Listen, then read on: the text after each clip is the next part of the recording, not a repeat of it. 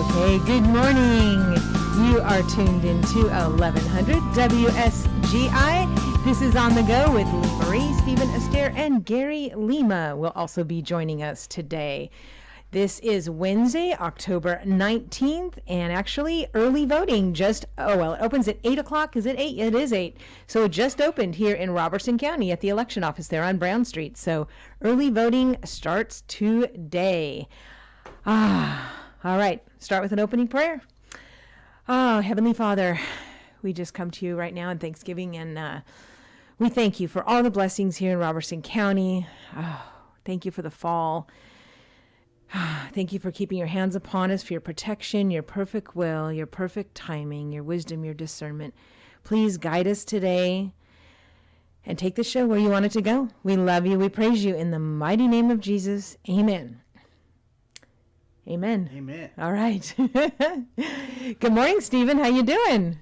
Good. Good morning. Good morning. All right. So we are going to have Gary Lima join us in the second half to tell us about an upcoming event. But in the meantime, we would like to go over a couple other calendar items as well as, of course, some inspiration. I'll start with the inspiration. Biblical Foundations of Freedom. And this is by Art Mathias, Mathias. Destroying Satan's Lies with God's Truth. It is an excellent book. And also, we just found out, thank you, Shannon Baumgardner, that there are some videos with him doing each chapter basically in like a seminar format on YouTube. And so far, I found 4 of them.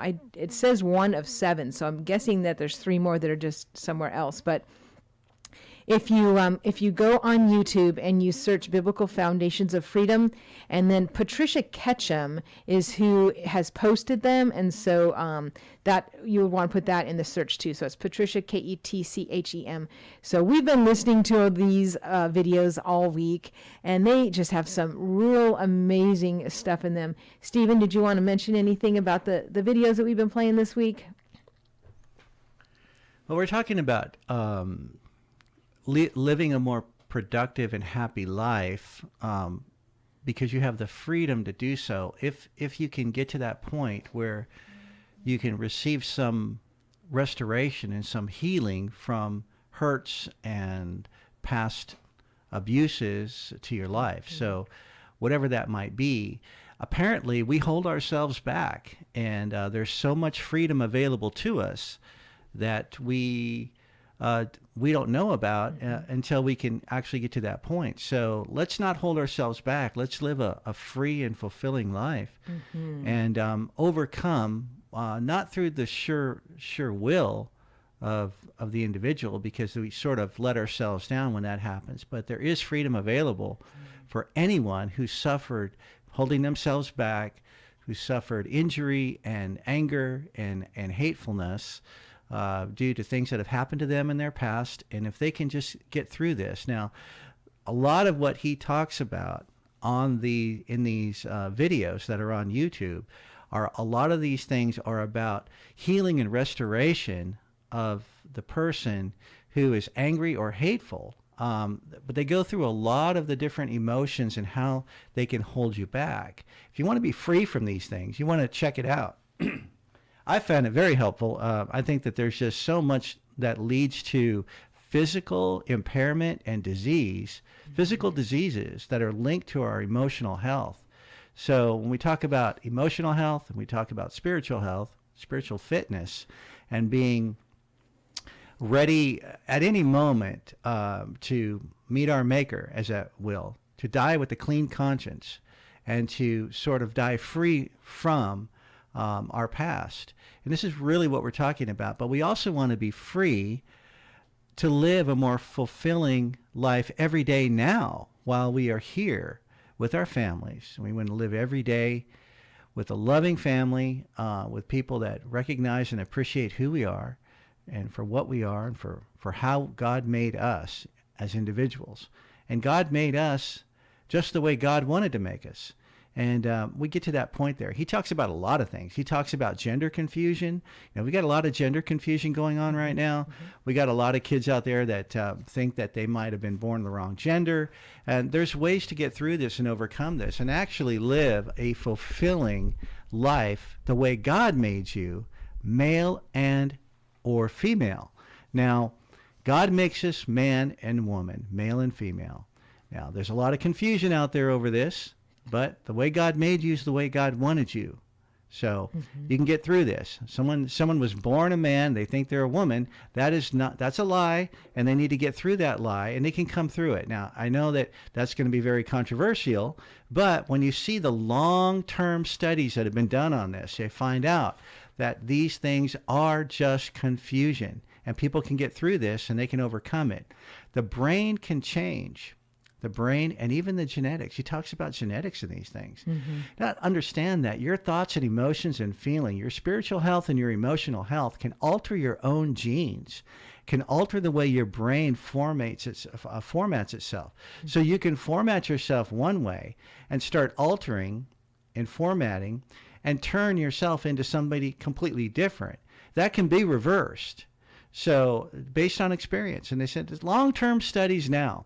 Studies have been going on for 50 years or longer, can show us that it's our experience that forms who we are, not our genetics, not our birth generation. So understand that if you developed a certain way, and that way is contrary to what we would call the Word of God, or contrary to what God's will would be for your life, it's time to turn that around, because the brain can change.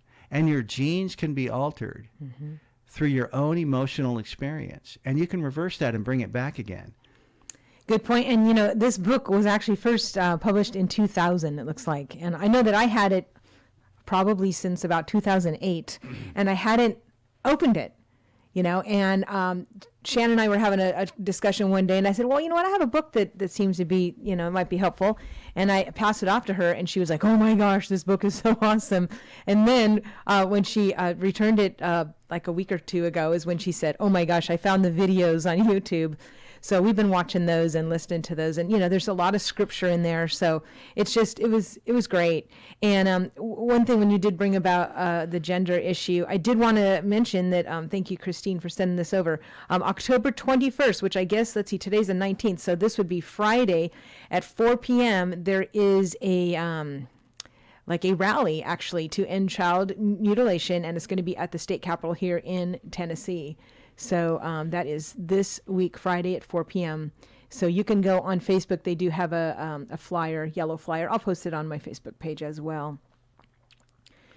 Yeah, there's a lot of argument over anybody who went to school and studied these things knows that there's the long-running argument in social sciences and in science, in all the sciences actually, anthropology as well. And these things concern two sides of a coin, nurture and nature. All right? The argument was always, are we developed through nurture? Do we develop who we are through nature? Okay? Is it the seed, right? Because we look at the oak tree, right? We look at the acorn, and the acorn becomes a mighty oak, right? But we are not oak trees. We are way more complicated than that. We have a brain, and we have genetic dispositions that can be expressed. If we express certain genes, turn certain genes on, certain genes off, we become a different person. Our experiences will turn on and turn off genes. Our experiences, our emotional life, our internal life will change the way our brain functions. We will become a different person through our experience. So keeping that in mind, all these studies that have gone on say that our experiences are just so important to who we are. And we need to work through our experiences to get to who God made us to be. And this is very important to understand. We are born male and female. Now, our experiences might alter that, but there is a way to recover who you were born to be. And nurture is more important than nature at this point, because nurture will override nature, change your brain, and alter your genes and your genetic expression. And they can change. So it might feel like you were born that way, but you weren't born that way. This is all about your emotional life. and how genes are expressed. And the new studies that are coming out now, and you can look at it right now, look at epigenetics online. You can go anywhere in Google, search, and you will find out that the most recent science shows, and this is the most recent science, shows that it is our emotional life that makes us become who we are, not our birth genetics, because that changes over time. Now, we can reverse it and we can change it back to what we were supposed to be. But that takes a little bit of effort. And you know what? Some people don't want to hear this. Some people want to say, no, that's just the way it is. I was born this way. Well, some people were born criminals then, because some people live a criminal life and they have a criminalized mind. That can be changed. You know, they can recover and they can become an honest person. Now, that's going to take some work and some effort. But if everybody tells everybody you were born that way, you were born to be like that, that's not true. But if they believe it, then they won't change. Same thing with boys thinking they're girls or girls thinking they're boys. Now, I know that's very controversial, but the most recent science shows that it is the emotional life. Now, maybe someone says, hey, I don't want to change. I don't want to become what God made me to be. I want to be who I am right now. Well, that's on them. You know, that's fine. I'm not going to say they have to change, but a fulfilling life is the freedom to be who you really are and who you really were meant to be, right? Now, if you're just happy as an altered person, as an altered expressed gene code because of emotional experiences, but I don't see these people as happy. In fact, I think most of the studies show that people who have these altered genetic expressions because of their experiences are unhappy people. And the suicide rate for them is 50 times higher than it is for the average person. So when we talk about happiness and fulfillment in your life right now, how can you truly be happy and fulfilled if those are the outcomes for a person who's living basically a false life? They're living under an expression that they were not meant to live. But they can recover. And this is the important thing to understand, that the brain has plasticity. The emotional life changes your brain. So your emotional life can change. You can express certain genes.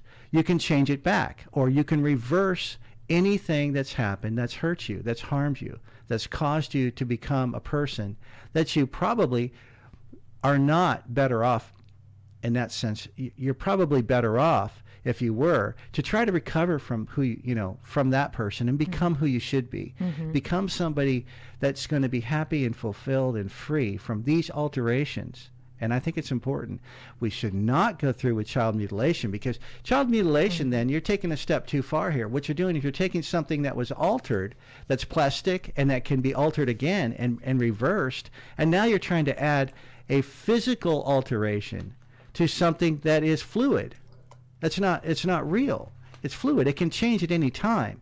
So you don't want to make that concrete. You don't want to make that, put that in stone and start mutilating people's bodies, because now what you're doing is you're taking something that was temporarily altered and you're trying to make it concrete. It can be temporarily altered for a short period of time in somebody's life or for a few years, but it will change, and it will change again. And so do not do this, because it's going to change again over time. And the person is not going to be the person they are today. And they're going to be very unhappy if they made a physical alteration. And that's not who they really are. Over time will show that that's not who they really are, and they're not going to be happy with that. And science shows, in fact, most of the studies show that that is what happens. People become very unhappy. And like I said, that suicide rate goes way up for folks who made these life-altering changes in a physical way to match the temporary change of their brain and their genetic expression, which is a temporary change. And it's a fluid change. It runs on a spectrum, right? So we say, this runs on a spectrum, and your experiences make you who you are. So you are temporarily altered to believe that you are gay when you're not gay. You're temporarily altered to believe that you were born a woman inside of a man's body, but that's not real. That is a temporary expression of your mind from your emotional life. Now that, if you follow through on a physical change, you can't take that back. You can change your brain, but you can't recover a physical mutilation. Extremely important to understand. Right. Good points. All right, come on in. Gary Lena is going to be also talking with I'm us. going to make room for Gary here and move over a chair. Are you going to move over a chair? Okay, you're going to switch over a chair. While you do that, I do want to talk about a couple other calendar items before we get into the main calendar item. So today is the Wednesday, the 19th. Tomorrow, there's two events, of course. First off, at 7:30 in the morning is Good Morning Robertson County, right there where you pay your water bill at City Hall. And that is just from 7:30 to 8, and you get an update from the county, from the city, and also just on calendar events. So that is a good thing to go to. You don't have to be a member of anything to go to Good Morning Robertson County. It's always good to go and just, get some dates on other community events and just network. So that is free and open to the public. That is tomorrow morning at 7:30. And then, of course, we had Open Door in the last hour, and that chili challenge is tomorrow night. 70s is the theme. It's $10 for adults to get in, $5 for kids and students. So please support Open Door Pregnancy. And then this Saturday, the first annual Bobcat Rumble Fall Fest and Car Show is happening at the Louise Martin Ball Field right there in Greenbrier. And they're going to have door prizes and a bunch of stuff, fun for the whole family. And so that's their first time doing this. It's this Saturday at 10 a.m. to 2 p.m. And then, of course, this Sunday is the Bethlehem Harvest Fest, and that is at Bethlehem Baptist Church, 5 p.m. to 8 p.m.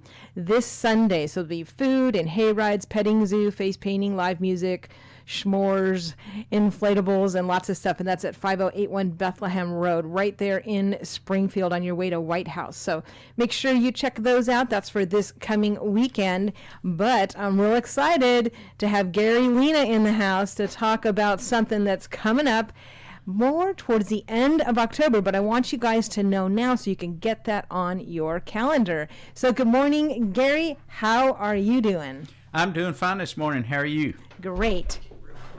All righty. All right, so what you got going? Tell us all about it. We've got a really big event going on in Ridgetop.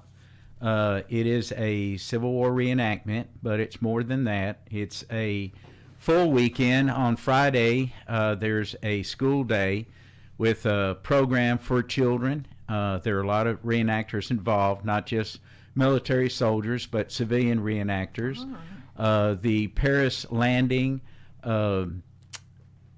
Historical League from Paris Landing, Tennessee, that support other major battlegrounds, which we're not in Ridgetop. We are a significant event that did happen in history on October 31st of 1862.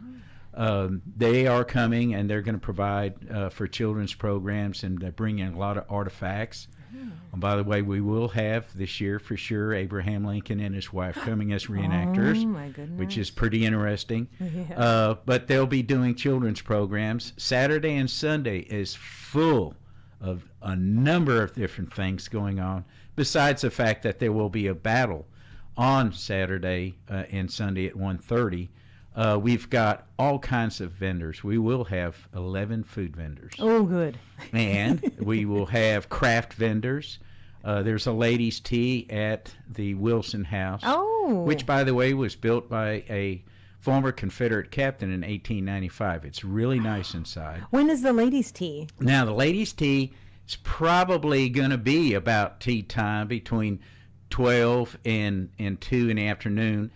I don't know the exact time yet because the ladies are putting that together. Is that on Saturday? That will be on Saturday for sure. Make sure you tell me about that because I definitely want to. Oh, yeah. You're going to like it because they're going to be in period. There are ladies from the 19th Alabama reenactors coming up, and they do this. This is their specialty, and they'll be doing children's programs too. In fact, they're bringing wooden rifles for the young kids to learn how to march and all. They have storytelling. They're putting on the ladies' tea. They'll be in the house. The house is being dedicated for the ladies. Wow. They're also going to teach the dancing, things like the Virginia Reel. We will have period music, which is pretty neat. In addition to that... do you know when the dancing is happening?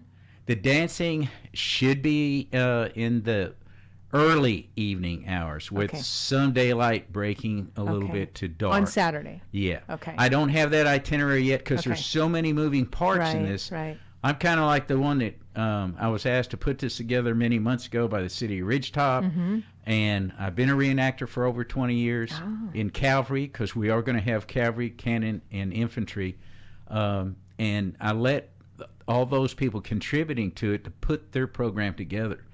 And so I know what's going to happen.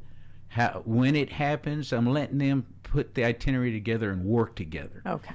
That makes it even better, because like we have 3 authors. One is going to be specifically, his name is Cody from Nashville, on the war itself. But we have 2 ladies, one, Jeananne Hart, and I have one of her books here. If we can zoom in on that, I don't know. But anyway, that's one of her many books. She'll be in the house. She writes about the war and the impact on the families, on the women. That's a really important aspect. She'll be in the house with her books, because the ambiance is on the women, on the families, and her books are there. That's is a son of a soldier during the Vietnam era, and having been a Marine during the Vietnam era and a career military guy. One thing that's never talked about is what's the effect on families. So I want the theme around the house and in the house is what is happening to families during war, which is universal. So there's another author, Susan, that will be there, and this is a book that she's written based on letters that her mother was writing to 40 soldiers in Vietnam, and one in particular who's alive today, as they still correspond. She does now. But her mother wrote to this one soldier, and it's really phenomenal book to read. But it brings to mind and to bear the effect of war anytime, modern or even then, on the soldiers and families. And it's really neat about how his nephew and him were rejoined. So that's different. I've tried to put together a reenactment, a living history, an event where there's something for everybody, but put humanity. Let's let humanity be the focus and not just the fighting. So everyone will get to see what that's all about. But it's all day crafts, games. Even on Friday, we have a gentleman coming in from Wisconsin that's going to teach cricket to the kids. And the interesting thing about that, it turns out that Abraham Lincoln's wife enjoyed cricket. Cricket was the fad in the 1850s and 60s. Oh my God. It came to America, and she apparently enjoyed cricket. And when I tell the reenactor, Thomas Wright, who plays Lincoln, that, he says, I didn't know this. And he says, my wife doesn't know anything about cricket. Well, I said, well, here's an opportunity to learn. Oh, so, goodness. A lot of things going on. There will be artifacts that are being brought by the Paris Landing Historic League.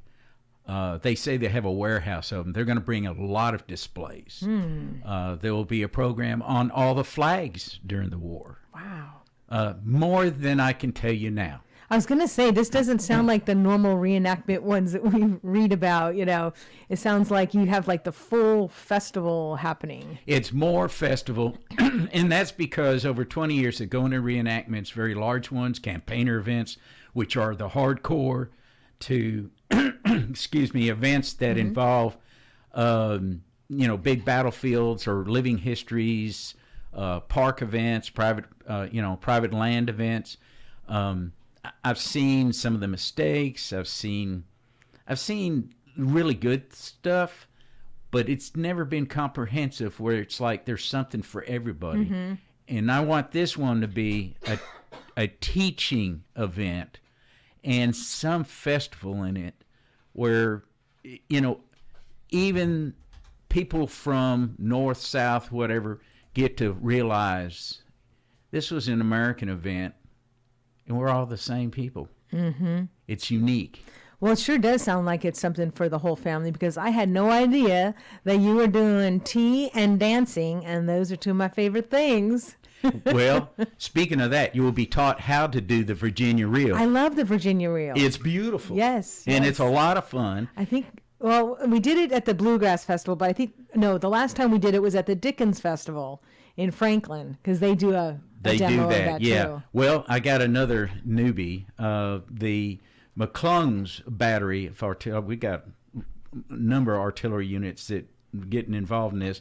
And we will galvanize. What that means, we'll have Union and Confederate, but it'll be a Confederate victory. So mostly you'll see the Western Theater uniform, not the Hollywood-ish looking uniform for the Southern units. But the McClungs are Scottish.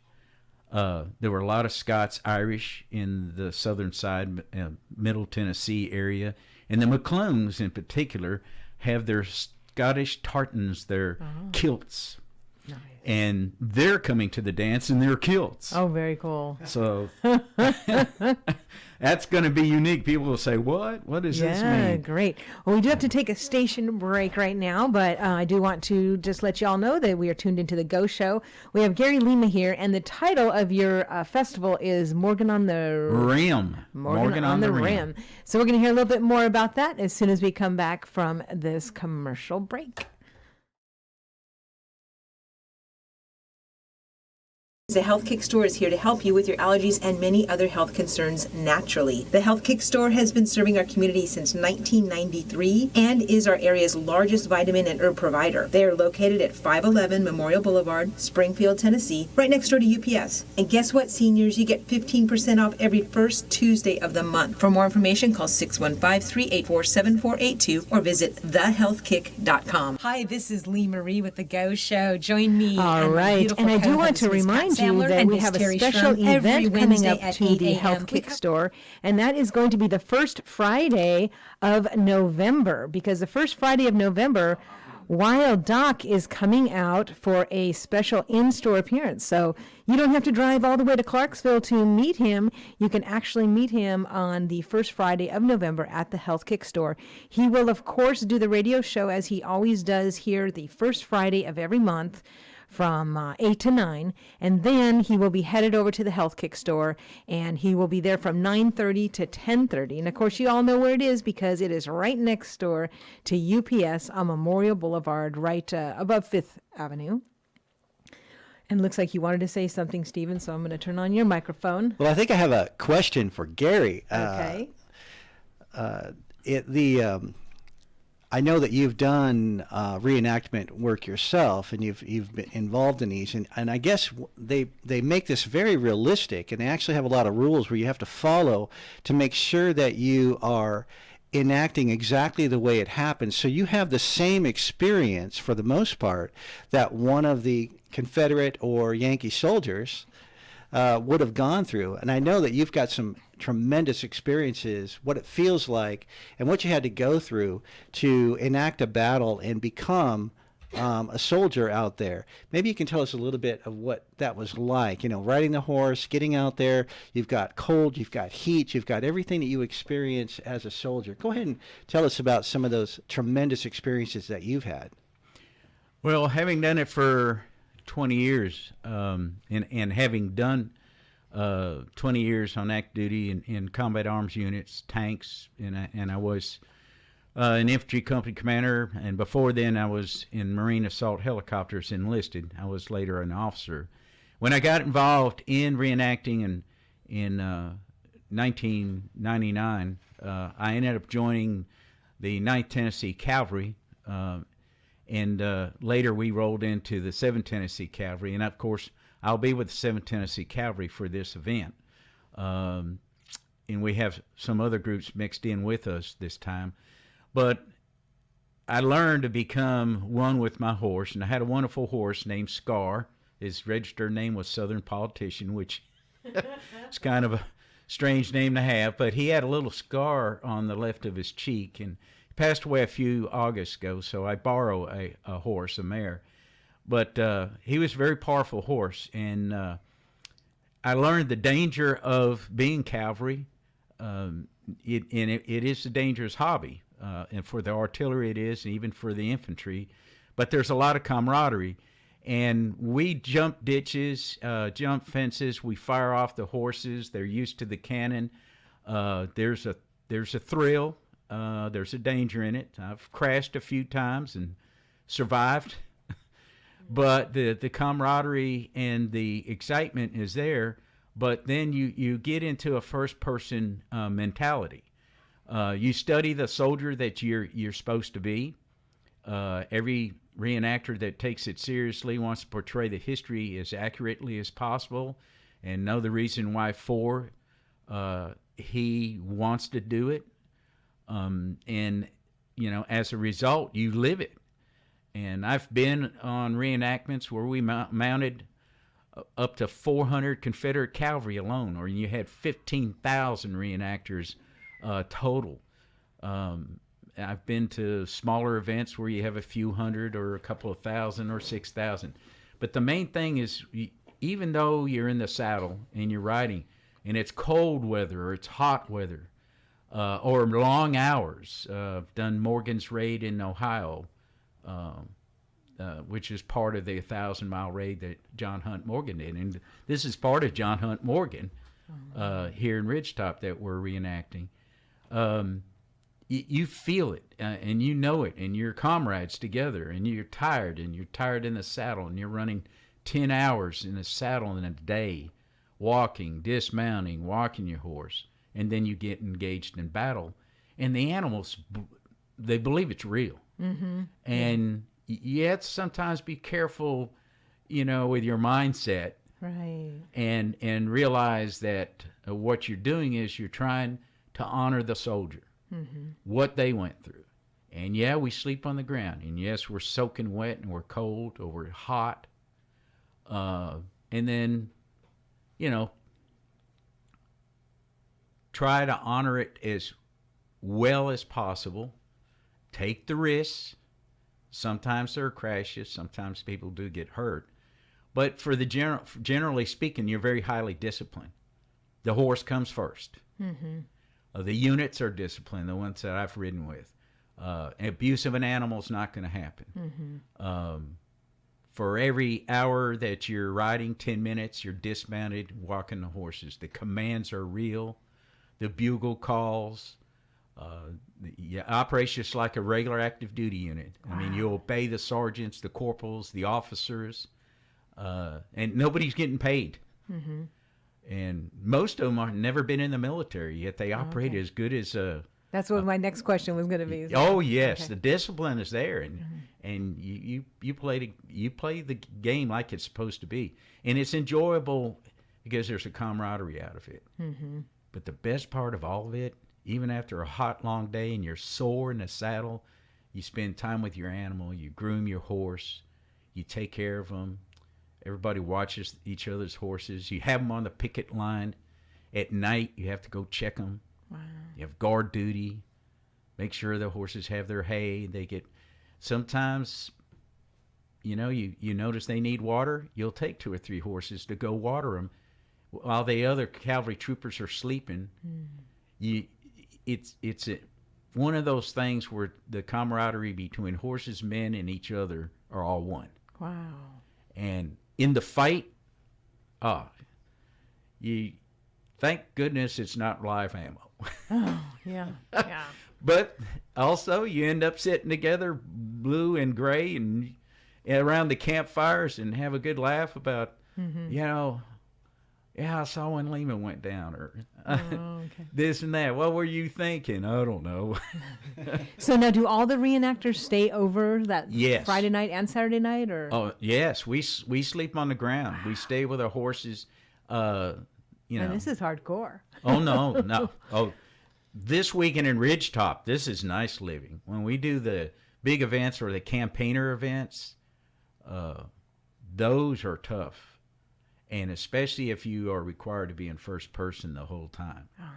That's where you do your sanity check. And the first person is you become that person. Mm-hmm. And you stay in that first person.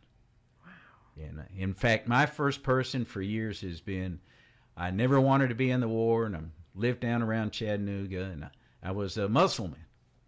I made a lot of money with a little barge on the Tennessee River, and I take my mussels that I get, and I take it to the port there in Chattanooga, and they bring the ice in for the trains and the wagons, and you give them the mussels. They're big mussels. If you ever been to the Chattanooga Aquarium, these are huge mussels. I mean, like that.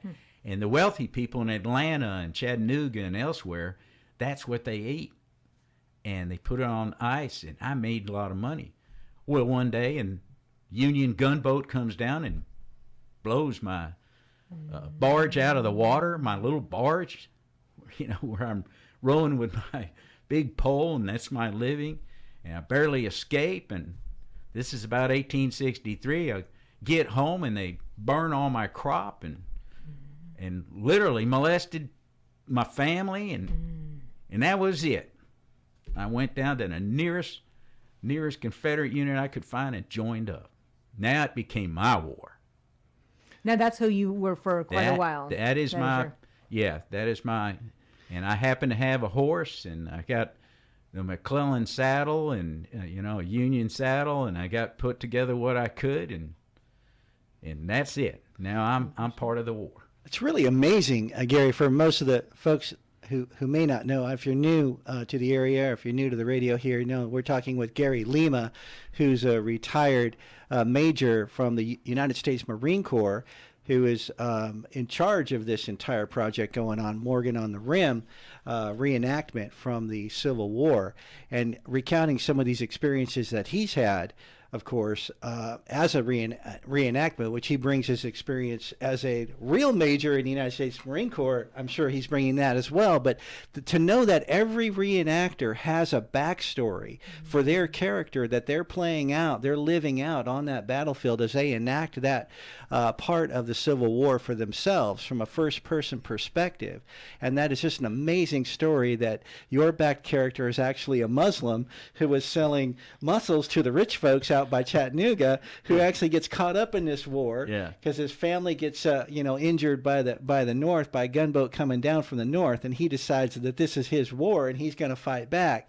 And it kind of gives us the whole feeling of what the South was going through in that big attack. Some people will say, well, the South was wrong because they tried to secede from the Union. Yeah, they made a big mistake there politically, but in a sense, the North made a huge mistake too, and being so injurious to the South so up front. I guess their strategy was to hit them hard quick, and hopefully they'll just give up. But that didn't happen. Can you tell us a little bit more about sort of the Civil War from the historic perspective? Because Hollywood has really obliterated our history, and we don't get good history from our Hollywood movies anymore, and we actually never have. So in the real history of this war and this battle, let's talk about a little bit about how honorable the South was, in the sense that they literally fought to the death. Can you tell us a little bit more about this struggle that we had in our country, and how, of course, God save us that we've come through it and we've become a union again, but it was a hard going at first. Tell us a little bit more about the real history here in this battle. Oh, and just one real quick correction, because sometimes it is confusing. I was a sergeant in the Marine Corps, got out, went to college, became an Army major. So in my Marine Corps League detachment, where I happen to be the commandant, Music City detachment, they give me a little grief about it. So I was part of the Marine Corps Army Improvement Program. So that gets to be the joke. But anyways, back to your question. If the story is told in comprehensive openness, just my character alone, the biggest recruiting tool was literally how the civilians were treated by the military incursion into the South. That is one of the biggest things, and the way that people were actually treated. That was a recruiting tool. The draft never really got going until about 1863, both North and South. The big draft riot in New York City tied down 10,000 federal troops because the Irish were being drafted and the English were descendants were being able to buy their way out of the draft. So they had to send 10,000 troops into New York City and fight the Irish for about a week, and a lot of casualties. Very few people know that. But as far as the secession movement went, it had to do with the tariffs placed on the South, and because the South really in population was outnumbered 4-1 roughly, and even when the Constitution was put together, the African American was not counted as a whole person, although Southerners wanted it that way. The northern states didn't want that, so that was where that happened. And not to get too political about that, but that's the way it happened. You didn't get the representation up north, so you could sell your goods, your cotton, your tobacco, and everything to Europe, but it was tariffed by Congress. But anything that came from the north or came from the south to the north go to Europe, there was no tariff. So a lot of unfair trade practices and tariff, and when 75% of your gross domestic product is in the South is very wealthy, and the Northeast is becoming industrialized. But whaling was the big deal too up there. Most of the tax dollars went to lighthouses, and we have the Interstate Commerce Clause and Constitution. Well, a lot of those tax dollars went to bridges and road systems up the north, many times more in percentile than for the South. And that became a pretty irksome too. And so a lot of these grievances couldn't get settled because there wasn't the representation in Congress itself. Yes, slavery was an issue. It was a dying institution, but it was an issue. General Robert E. Lee didn't even have slaves, because when he got married, of the 8 that became part of his endowment through their marriage, he freed them that right there. So, and you don't hear that all the time. No, you don't hear that. So both North and South, it existed, and I know that's part of the discussion, but there were other facets included, and it had to do with the economy. We hear this, the economy stupid, Other things to keep in mind too is the country was very regional too. It was a new country, and it's not the first attempt at secession. It literally happened with Rhode Island and Massachusetts early on too, and then it happened with South Carolina the first time when Jackson was president of the United States, and he threatened South Carolina with federal force. Very few people know that, but when Jackson was president, he did that, and then South Carolina backed down. That was the first attempt. So that whole struggle with Union was early on, after we became a United States under the Constitution. The first Confederacy, in reality, was the United States under the Articles of Confederation. Yeah, so we've been really states in conversation, in my opinion, for a united front, really for commerce and for defense. And that war, tragically enough, was literally an experience. That war was an experience based on that argument. What kind of relationship of sovereign states are we going to be? And our event in Ridgetop is what happened as a war with respect to our part in it in this county. It's amazing. States' rights have been an issue, and just of recently, without getting political, but again, we've revisited this problem with states' rights and the federal government, and what the federal government will force states to do or not do. And it's still an issue today, as we've seen. But let's go ahead and go back a little bit, Gary, if you could tell us a little bit more, because you're such an interesting person just who you are as Gary Lima, retired major from the Army, sergeant for the Marine Corps. I know I've always been sort of a boy in the sense that I've always played with guns and BB guns and always wanted to play war in the streets where I grew up as a little kid. We always played war. But what was it? How did you start out becoming a military man? What was your inspiration for joining the Marine Corps? Because I know a lot of friends and family have joined the Marine Corps as a young man. How did you get started as a military man? Well, my dad was a soldier. He went to Germany. He joined in 1949, 82nd Airborne. He went to Germany as an occupation soldier. That's how he met my mother. She was a German refugee, and during the occupation, he married her, and all her brothers were in the German military, and the history there of World War II. And I was born in 1953, of course, in the States, but because he brought her back to the United States. But my mother supported him throughout his career. He spent 27 years. He was command sergeant major in Vietnam, 67, 68. Then I came of age in 71. We still had the draft, and my lottery number was very, very low. Mm-hmm. And so I thought, I'm not going to let them draft me, put me in the Army, and have the Army tell me what to do. I'm going to join the Marine Corps. But initially, I want to join the Navy, and then at that time, Admiral Zumwalt, he, of course, I raised in a soldier's home. That's all I knew, little Army camps.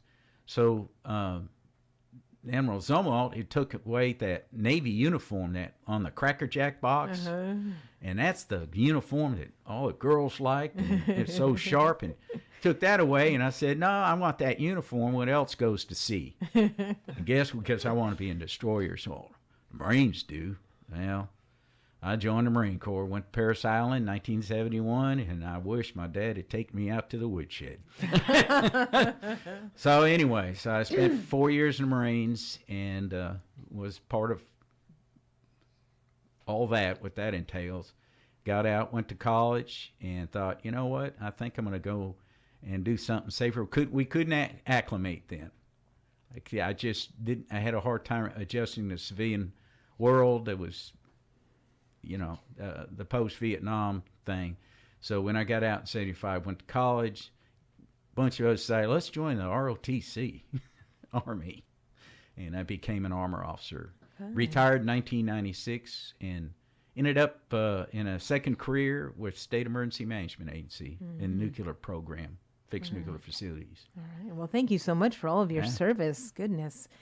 We do need to do one more break, and then when we come back, we will give all the specifics on the time and admission and all that, so y'all can get that on your calendar. But for right now, let's hear about Southside Drug Company. Located at 1000 Main Street in the heart of downtown historic Springfield lies the Southside Drug Company, which has delivered hometown-friendly service since 1919. They offer medication therapy management, compression stocking fittings, nebulizers, monthly care packs in which you can get your medications rolled into strips of perforated packs, and free delivery within city limits. And my favorite, a healthy cafe for breakfast and lunch on weekdays. Store hours are Monday through Friday, 8 a.m. to 6 p.m. and Saturday, 8 a.m. to 4 p.m. For more information, visit SouthsideDrugCo.com. Be sure to tell them Lee Marie sent you. Okay, we are back in studio. We just have about 5 minutes left here. We're talking with Gary Lima about the Morgan on the Rim, which is coming to Ridgetop October 28, 29, and 30th. And we are, let me see, it is, okay, so Friday is school day. Correct. And let me get your mic turned back on. There we go. So what happens on school day? Okay, on school day, it depends whether they're homeschoolers or public school or private school, such as the Church of Christ, which is in Ridgetop. They have this, and they've had this for a while, the different school systems. Mm-hmm. I know the public school lets out about 1:15, so however any of the school systems handle it, from 10 in the morning and throughout the rest of the day, they're free to come, and it is free, at any time during the day. And Okay, so on Friday. we will have program for them on Friday, and that'll be conducted by the ladies from. I've got 3 groups, Okay. and these are ladies from 19th Alabama or the Paris Landing Historic League, and then the McClung's Battery. They're ladies. That's our artillery unit, but they have ladies associated with them. That will be helping with the program. So on Friday, if the kids come, they can come as early as They can come Anytime. anytime. and that really. where the doors open like 10 on Friday? 10, Okay. yeah. And but the program that they will be watching is what, like at 2:00 ish, or like It'll around in there. And we have some fluidity there because there's a mix of things for them to do.